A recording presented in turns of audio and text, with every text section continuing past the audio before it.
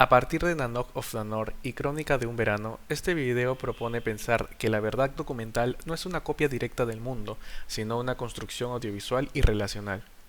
Nanook of the North, dirigida por Robert Flaherty en 1922, se suele recordar como una de las primeras grandes obras del documental etnográfico. Sin embargo, más que registrar de forma neutral la vida inuit, la película construye una imagen específica de Nanook y de su mundo.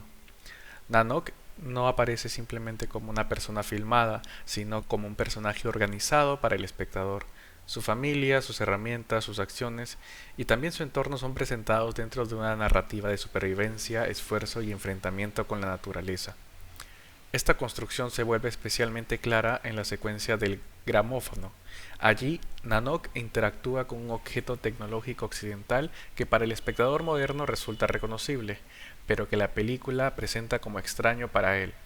La cámara insiste en sus gestos y en su rostro, orientando una mirada hacia una lectura de ingenuidad, sorpresa o desconcierto.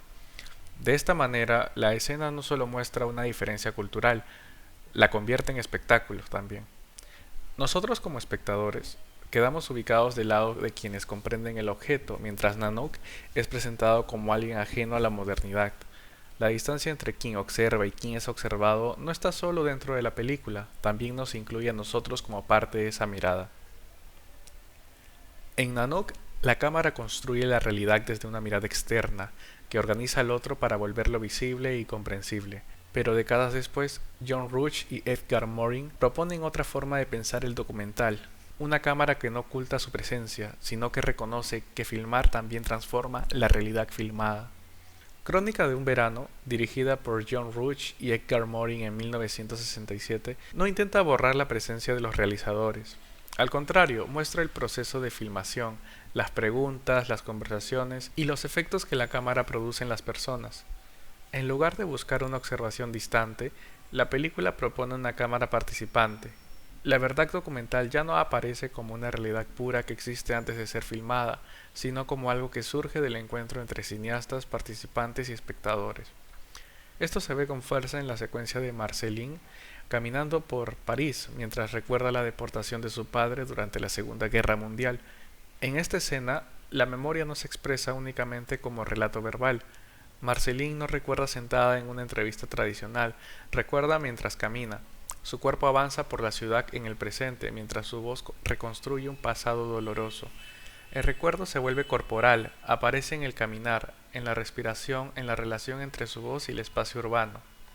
Pero en esta intimidad también está mediada por la cámara. La voz de Marceline parece confesional, como si escucháramos un recuerdo interior.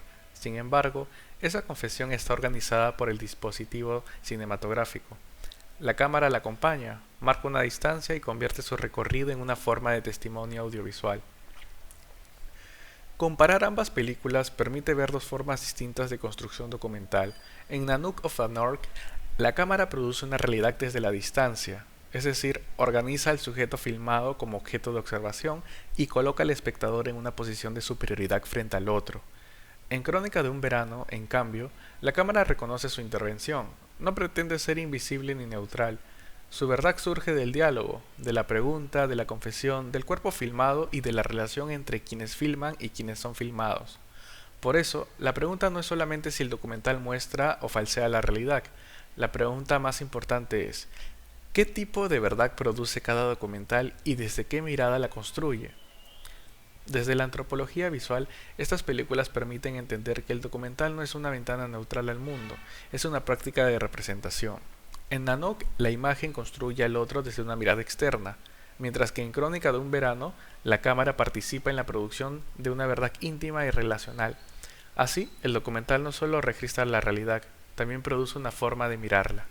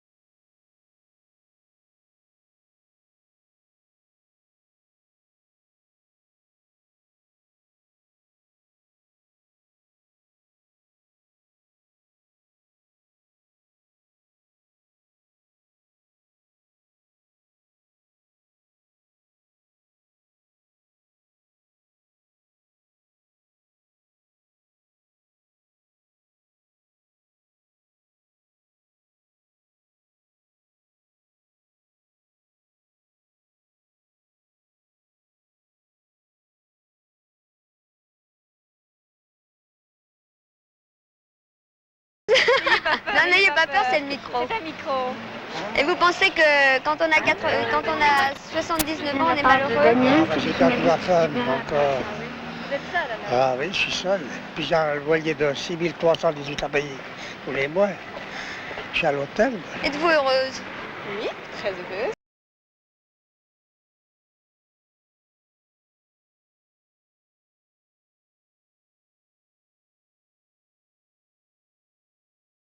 C'est monté, quoi. Non, dans un sens, on se plaint pas. Oui. Franchement, dire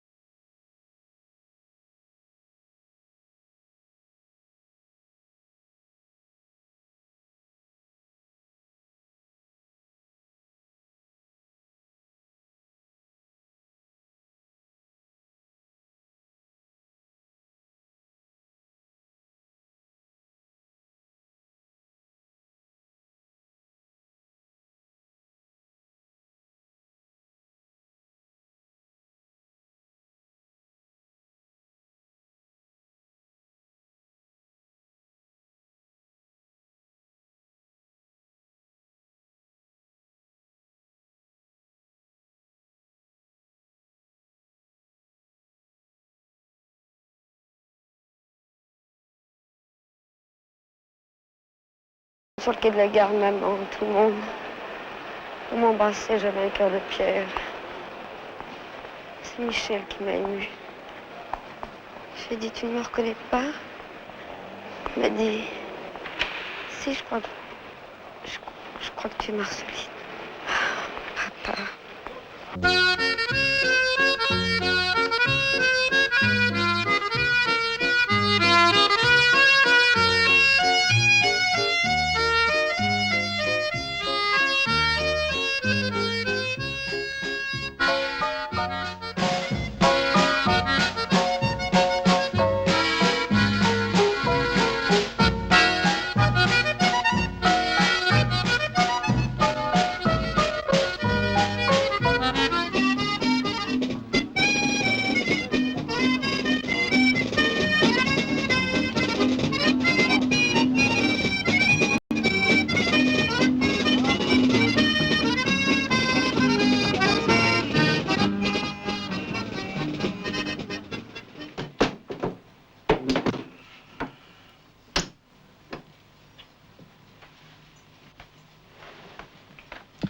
Alors Marie-Lou, ça fait un mois qu'on a fait cette discussion ensemble.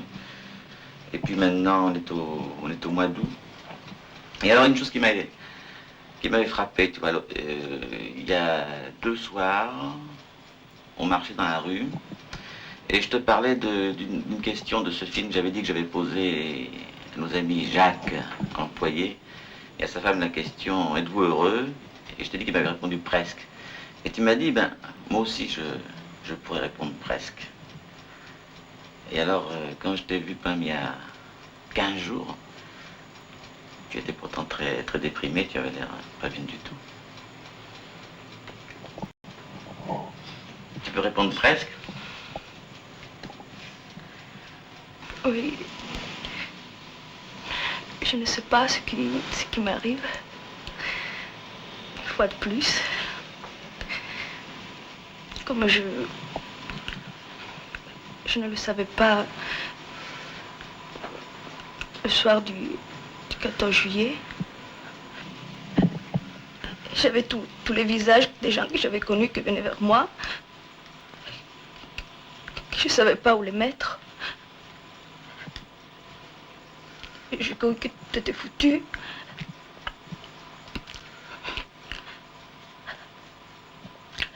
Je crois que j'ai passé un cap ce soir-là. Après, il y a eu des jours vides. Puis tout à coup, les choses se sont ordonnées. J'ai vu à nouveau les gens. Je suis sortie de l'imaginaire. Alors, tout devient tellement simple et facile. Tout ça est venu brusquement? Toute seule? C'est venu tout seul?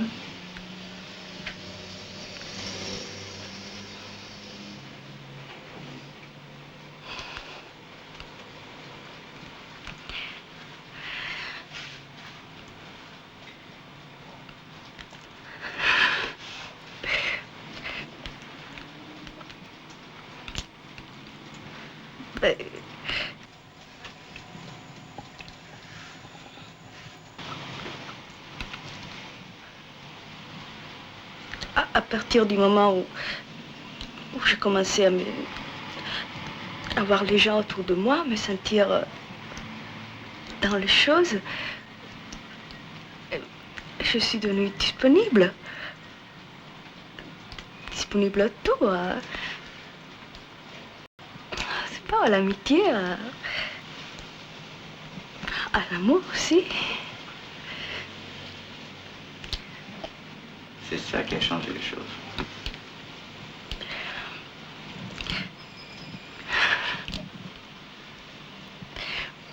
Oui, c'est ça.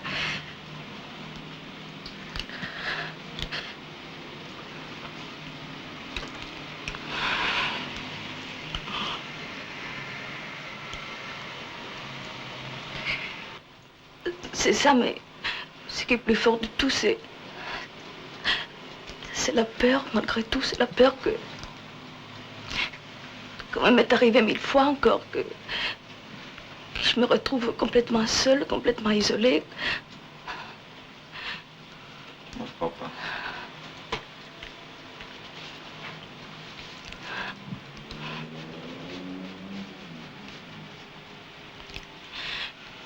Qu'est-ce que tu veux que je te dise? On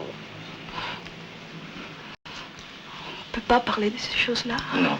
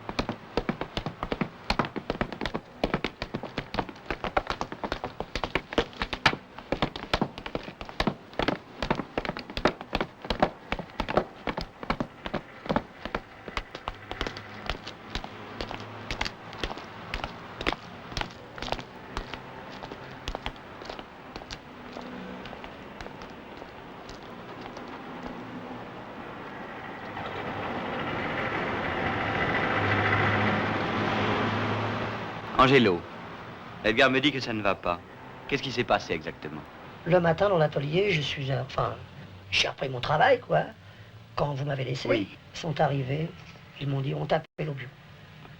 Alors moi, je croyais que c'était d'ailleurs, tout d'abord, j'ai cru que c'était sur le problème du travail. Je me suis dit, bon, j'ai loupé certainement une série de pièces, alors ils vont me gueuler. Mais c'était pas ça du tout. Ils ont commencé à me dire ceci, enfin, le chef de service m'a dit, alors on fait du cinéma maintenant. Alors je lui ai dit, mais je vois pas ce que ça a un rapport avec le travail. Il m'a dit, bon, bah passons là-dessus, le problème n'est pas là.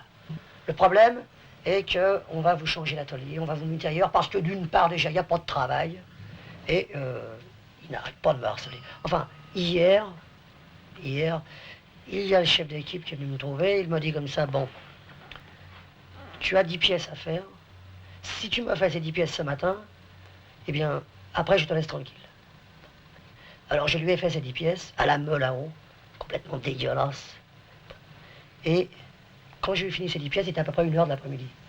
Il m'en a apporté 20 autres, en me disant, tu es ici pour travailler. Alors, je crois que c'était plus fort que moi. Je crois que j'allais y rentrer dedans. Parce que là, j'ai vu que vraiment, ils étaient là pour me casser la tête, enfin. Puis alors, j'ai pris un bon de sortie, je suis parti. Je suis parti parce que Jacques, enfin, un gros travail, il m'a dit comme ça, bon, il m'a dit, il faut absolument que tu partes, que tu prennes un bon de sortie, tu vas te reposer un peu, parce que sans ça, tu vas leur casser la tête, et pour l'instant, vaut mieux pas. Voilà. Si tu restes là chez Renault, qu'est-ce que tu auras comme truc? Absolument rien. Si tu es un bon, qu'est-ce que tu feras? Tu seras un jour quoi? Tu seras chef d'atelier? Absolument pas, j'ai aucune chance.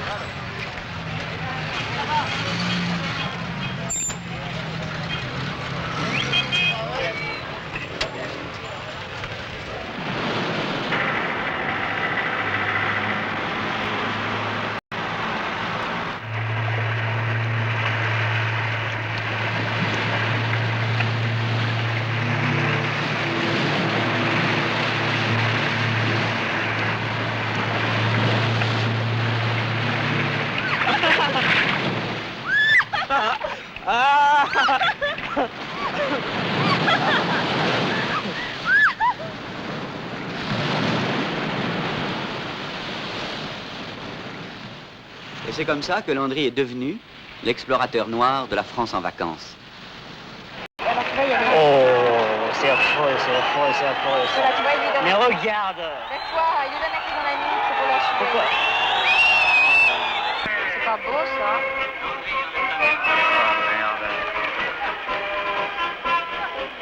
Regarde, regarde. Oh là, merveilleux. Oh, regarde.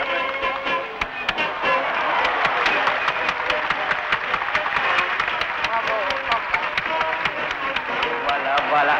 attention, là, attention. Attention, ça y est. Oh, c'est pénible. Oh, attention. Attention, là. Heureusement qu'il y avait Oh, il y a le... Oh, j'aime moi ces passes, j'aime ces passes.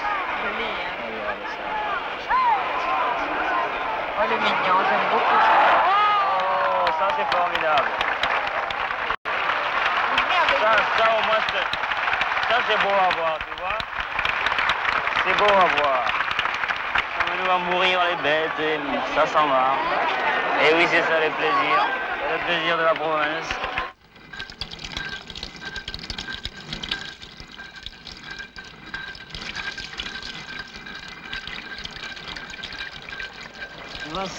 Saint-Tropez, c'est une ville, c'est un village en quelque sorte, qui me rappelle assez l'Afrique noire, tu vois, les vieilles maisons, les tuiles rouges et tout ça. Ouais. Ah, Saint-Tropez, Saint-Tropez, on en parle tout le temps. Même dans ma profonde forêt, dans ma brousse d'Afrique noire, j'entendais parler moins de Saint-Tropez. J'ai trouvé quelque chose de curieux, tu vois, les femmes à Saint-Tropez.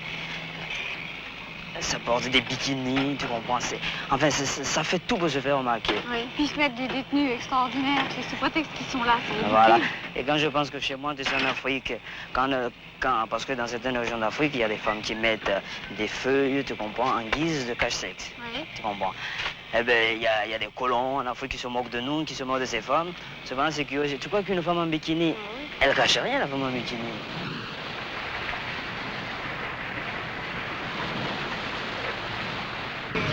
Déjà pas tellement amusant de faire des photos publicitaires. Maintenant, je commence à avoir l'habitude. Il faut bien gagner sa vie, alors comme les photos publicitaires, ça rapporte un peu, c'est pour ça que j'en fais. Sinon, il y en a qui n'ont pas besoin, alors ceux-là, ils peuvent critiquer, c'est toujours cela d'ailleurs. Ce qu'ils demandent, une photo mademoiselle. Parce que quand ils rentrent de vacances, ça fait très bien d'avoir été photographié avec une fille qui fait très genre Saint-Tropez. Alors ils montrent ça à tous leurs amis et alors ils sont heureux avec ça. Ça c'est le point de vue de la foule, c'est toujours pareil. Oh. Il y a d'autres gens qui sont là, qui regardent et qui pensent certainement autre chose que... Oui, mais il y en a très peu, c'est la Mais minorité. la foule, on ne peut pas arrêter la foule. La masse dont on fait partie n'est pas tellement évoluée. Catherine, toi, tu ne dis rien. J'ai pas envie de penser à des tas de choses, j'ai envie de me baigner, de faire du ski, puis c'est tout. Surtout ici. Mais comment, mais alors, tu voudrais la vie de notre chère Sophie quand même.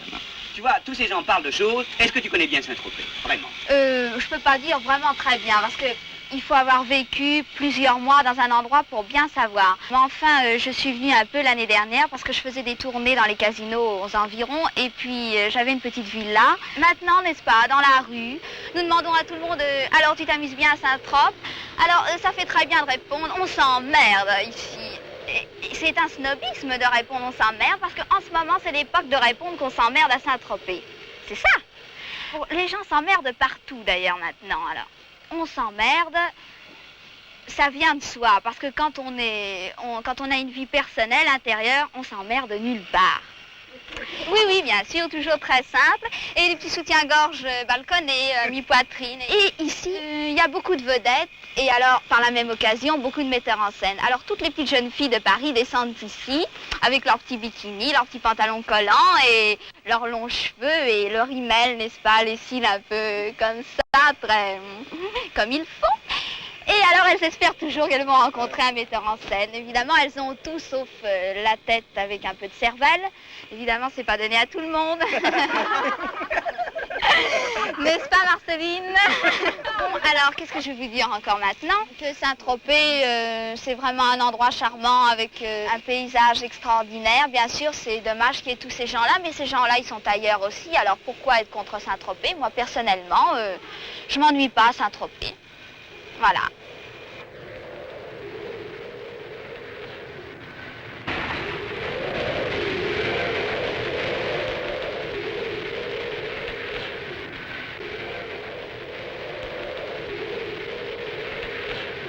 Tu sais que Rouge et moi, on fait un film, hein?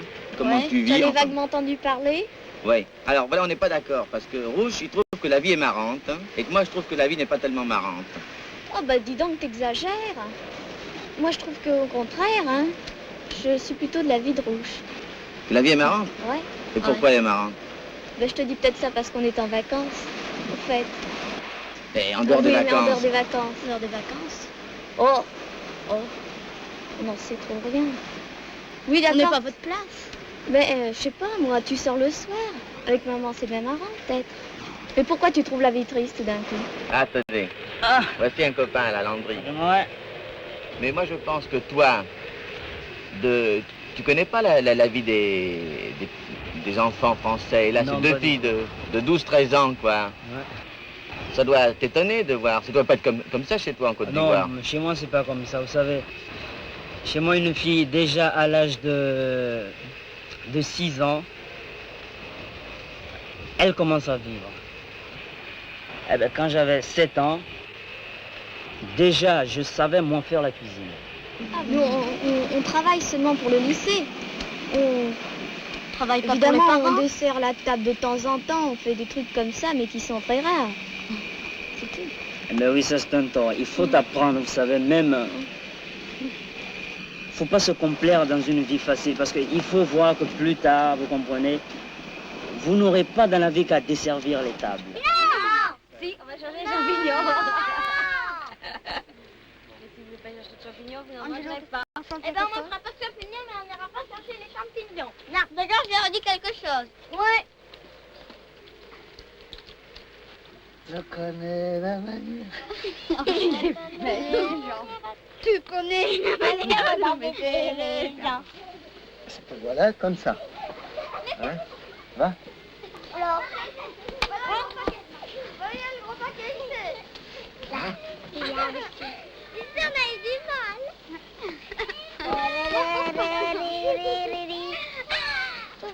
C'est peut-être un peu petit. Vas-y, vas-y, mets ton pied sur le truc. Angelo, tu mets ton pied après aussitôt, tu te pends là. Hein? Voilà, très bien. Angelo, voilà, tu mets ton pied là, et puis aussitôt tu vas le mettre là, l'autre. Appuie-le ton pied, mais oui. Mais ah, oh là là. Angelo, c'est là qu'il faut le mettre, ton pied.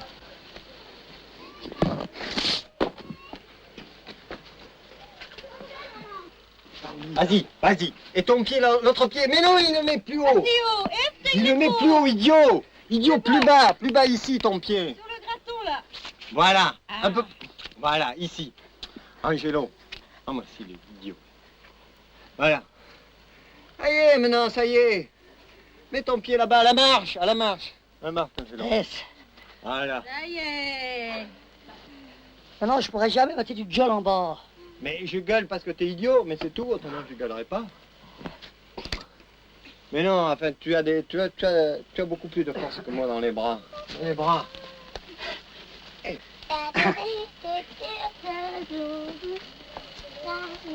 Et tu hésites là. Tu hésites, le truc c'est que tu sais pas où tu mets tes pieds. Tu ne sais pas te servir de tes pieds. Tu sais te servir de tes bras, tu ne sais pas te servir de tes pieds. Allez, à qui maintenant? À Karine? Mais ça, je peux le sortir. Allez, sors ton pied de là et tu prends la corde derrière toi. Allez, sors ta main de là et prends ta corde. Et lâche-toi, tu prends cette corde. Allez, éloigne-toi du rocher. Allez, Éloigne-toi du rocher. triche avec nous cet été. Mais si, éloigne-toi du rocher, tu ne crains rien, tu ne crains rien. Allez, Ton père est là, mon enfant, tu ne crains éloigne-toi rien. du rocher. Allez, cogne-moi, t'es Éloigne-toi du Ah, rocher. bah voilà. Ça y est, Bon. elle est bien, elle est bien, elle est bien, elle est bien. Allez bien, Mathieu, allez bien. Bon, là-bas. allez, sors ta main, voilà. Allez, vas-y, lance-toi, saute un peu. Éloigne-toi du rocher avec tes... Enlève tes Mais mains. lâche Elle ça. est bien, elle a une belle... Mais Derrière ta corde. quel enduit. Voilà. Mets ta main derrière, attrape la corde. Non, la corde qui est derrière. Attrape la corde derrière. L'autre. Elle est là, plus près, de ce côté. Ah, Plus près de ce côté. Voilà, brutalise pas cet enfant quand même. Tiens. voilà. Allez, vas-y. Vas-y, allez, lâche-toi. Laisse glisser un Donne peu. du jeu, la corde. Là, mais avec ton autre main. Karine, Romain. ton autre main derrière le dos. Prends cette corde-là. Oh, Non, celle-là, c'est- Karine. Tiens celle-là. Et... Qu'est-ce que tu veux faire avec des gosses comme ça? C'est le dodo.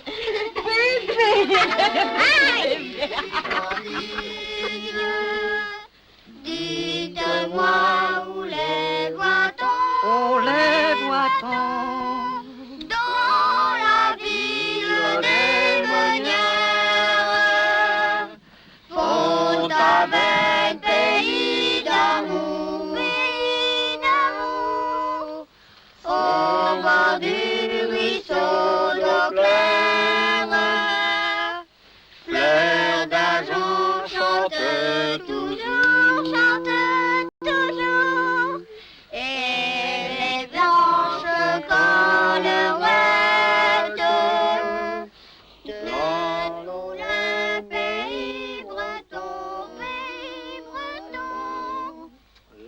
Vous venez de vous voir sur l'écran. Edgar et moi, nous voudrions connaître votre avis. D'abord, les enfants. Véro, est-ce que tu aimes ce que tu as vu? Oh ben, c'est moins bien que du Charlot, mon frère. Toi, quelle est ton impression finalement? Je sais pas, moi, explique-moi. Ben, écoute, il n'y a pas d'expliquer. Il y en a qui disent que c'est pas vrai, d'autres qui disent que c'est vrai. Mais qu'est-ce qui est pas vrai? On peut pas mentir devant une caméra, quand même. Et en fait, chaque fois que la plupart ont voulu s'exprimer, ils disaient souvent des généralités. Mais dans la vie, on ne dit pas des généralités. Exemple. La discussion entre Angelo et Landry, ben, c'est une discussion qui qui dit beaucoup de généralités. Au contraire, c'est formidable quand il dit à Landry je t'aime bien. C'est qu'il y a eu un contact, quoi, ils ont les mêmes problèmes. Angelo et... Je peux pas dire qu'ils ont les mêmes problèmes. Mais il y a un contact humain entre deux. On peut dire qu'ils se sont découverts tous les deux. Ce sont deux sensibilités qui se sont rencontrées. Pour moi, c'est la scène la... Excuse-moi. C'est la scène la plus vraie, une des scènes les plus vraies qu'on ait faites. Parce qu'il y a une amitié qui s'est formée comme ça, sous nos yeux. Que tu dises qu'il y a une sympathie pour d'Angelo de Landry, bon, mais ça, c'est évident. Mais c'est pas ça que j'ai dit. C'est que tout ça, c'est pas naturel. C'est pas naturel et c'est archi faux, enfin. Bon, je suis pas d'accord parce que quand il y a eu le passage avec Landry, je ne connaissais pas Landry, je ne connaissais rien de lui. Et puis, il s'est trouvé que quand j'ai discuté avec lui, les caméras, je les voyais plus. Je voyais plus les caméras, c'était uniquement le problème qui m'intéressait. Si tu examines tout ce qu'on a vu là, je trouve que c'est un film extraordinairement pénible parce qu'une part de ce qu'on a vu est parfaitement ennuyeux. Et ce qui n'est pas ennuyeux, enfin, l'est au prix incontestablement d'une très grande impudeur. Je trouve que finalement, pour avoir une petite étincelle de vérité, il faut que le personnage soit en général, je ne fais pas une règle, enfin, seul et au bord d'une crise de nerfs, c'est-à-dire quand il est en train de parler de quelque chose qui l'a profondément touché. Avec ce système, on ne pourrait obtenir que des scènes qui soient artificielles ou des scènes qui frisent, et non seulement elles le frisent, mais elles le sont carrément, qui sont impudiques. Moi, je dis comme lui, elles sont impudiques. Et au début, lorsque vous aviez demandé si on avait envie maintenant de connaître les gens, etc., moi, il y a un certain nombre de personnes ici, et je m'en excuse, que j'ai absolument pas envie de connaître après ce film. Et entre autres, j'avoue que Marie-Lou, moi, ça me gênera atrocement, ça me gênerait, parce que... elle nous a dit trop de choses, elle s'est trop dévoilée. Je trouve que Marie-Lou était vraiment extraordinaire et la seule envie que j'ai maintenant, c'est de la connaître. Les propos de Maxi m'ont semblé monstrueux. Et vraiment, alors pour moi, ce sont des réactions qui sont contre l'émergence de la vérité dans le monde et dans la vie sociale ou dans la vie entre les gens. Marie-Lou, la caméra en face d'elle ne joue plus. Elle joue un rôle non d'inhibition, mais au contraire de recherche d'elle-même. Et pour Marceline, c'est exactement la même chose. Elle se parle à elle-même. Et c'est en ce sens que cela nous gêne, parce qu'on sent que ça ne concerne qu'elle. Et d'autre part, c'est là où on est vraiment extrêmement pris et complètement pris. Si la séquence de Marceline est beaucoup plus parfaite que les autres, tu dis c'est plus vrai que du vrai, mais c'est parce qu'elle joue. C'était des souvenirs extrêmement intimes et des souvenirs les plus présents à moi. Mais si tu veux, quand je disais ces mots, je me remémorais des choses. Au moment où je le disais, bien entendu, je les vivais avec des sentiments, mais je n'étais absolument pas impliquée entre les tournages, alors que j'aurais dû être, comme Marie-Lou disait tout à l'heure, c'est pour ça que je ne suis pas du tout d'accord avec elle, au bord de la crise de nerfs, et c'était pas vrai. Ce qu'il y a de très beau dans le film, c'est qu'on passe d'un naturel qui est finalement très faux, par exemple une conversation dans la rue qui ne veut strictement rien dire, à un gros plan sur Marie-Lou qui ne lui arrive jamais et qui est extrêmement beau et qui est sans doute beaucoup plus vrai. Et c'est le passage de l'un à l'autre qui fait tout l'intérêt du film. C'est ça. Alors Edgar, qu'est-ce que tu penses de cette projection? Eh bien, moi, je trouve que c'est très intéressant parce que, en somme, tout ce qui a été dit peut se résumer en deux choses. Ou bien on reproche à nos personnages de ne pas être assez vrais. Par exemple, Jacques reproche à Angelo d'être une sorte de comédien quand il est avec Landry. Ou bien on le reproche d'être trop vrai. C'est quand Maxi, la femme de Jacques, reproche Marie-Lou, n'est-ce pas, de se mettre à nu devant la caméra. Ça veut dire quoi? Ça veut dire que nous arrivons à une sorte de degré où nous interrogeons une vérité qui n'est pas la vérité des rapports quotidiens. Si on allait un peu plus avant, les gens, dès qu'ils sont un peu plus sincères que dans la vie, on leur dit ou bien vous êtes des cabotins, des comédiens, ou bien on leur dit vous êtes des exhibitionnistes. Oui. Alors c'est ça quand même qui est le problème de fond, parce que nous, ce que nous avons voulu, si les gens pensent que ce sont des comédiens ou des exhibitionnistes, notre film est raté. Mais en même temps, moi par exemple, je peux dire que je sais, que je sens que ce ne sont ni des comédiens ni des exhibitionnistes. Mais seulement ils ne peuvent pas le savoir.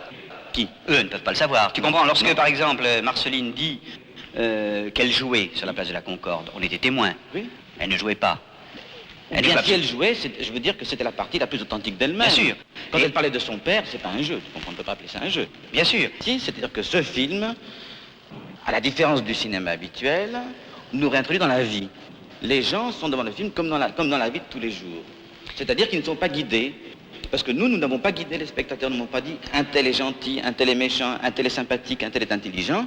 Oui. Et alors, devant ces gens-là qui sont des gens qu'ils pourraient rencontrer dans la vie, ils sont désemparés, ils sentent qu'ils sont mis en cause eux-mêmes, ils se sentent concernés et ils essayent de refuser. Oui, d'accord. Mais il y a d'autres gens qui sont émus par ça. Moi, ce qui m'a frappé, c'est qu'il y a des gens, par exemple, qui sont très émus par Marie-Lou, d'autres qui sont très émus par Marceline, d'autres par Jean-Pierre, d'autres par Angelo. C'est-à-dire qu'en partie, je crois que quelque chose, quand même, de ce que nous avons voulu faire, va passer. Et toi, tu es ému? Moi, c'est-à-dire, bon, ça fait le nombre de fois qu'on a vu ce film a fini par atténuer l'émotion, mais moi, je suis très ému, finalement. Je suis ému maintenant d'une autre façon, parce que, au début, si tu veux, je croyais que tout le monde allait être ému par ce film. Et de voir maintenant que des gens que j'aime beaucoup, comme Marie-Lou, comme Marceline, sont contestés, alors moi, ça me gêne, ça m'embête. Je croyais que les spectateurs allaient aimer les personnages que j'aimais. Bon, autrement dit, nous avons voulu faire un film d'amour et on aboutit à une sorte de film d'indifférence. Mais en tout cas, dans lequel, non pas d'indifférence, un film de réaction, et de réaction qui n'est pas forcément une réaction sympathique. Oui, c'est la difficulté de communiquer quelque chose. Nous sommes dans le bain. Est-ce que vous êtes heureuse? Êtes-vous heureux, monsieur? Est-ce que vous êtes heureuse? Êtes-vous heureuse, madame? Êtes-vous heureux, monsieur? Est-ce que vous êtes heureuse, madame? Est-ce que vous êtes heureuse, madame?